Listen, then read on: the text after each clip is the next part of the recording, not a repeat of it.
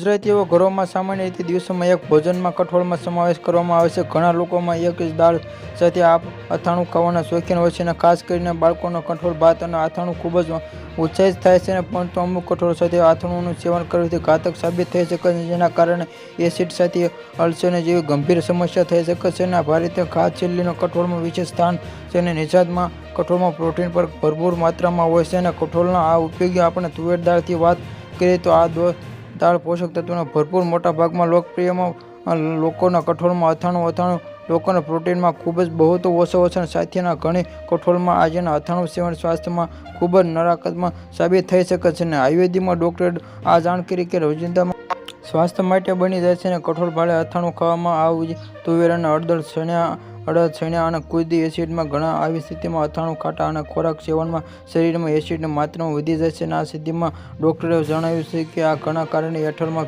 પિત્તનું આ વધારે અને વસ્ટમાં આ ઘણા અધીના સાહિત્યમાં બળતરા, ખાટા અને ઓડકાર, અબકા અને ઘણા બળતરા, ઉલટી, પેટમાં ગેસ અને બળતરા, દુખાવો થઈ શકે છે અને શ્વાસમાં ગંધ આવી સમાવેશ થાય છે.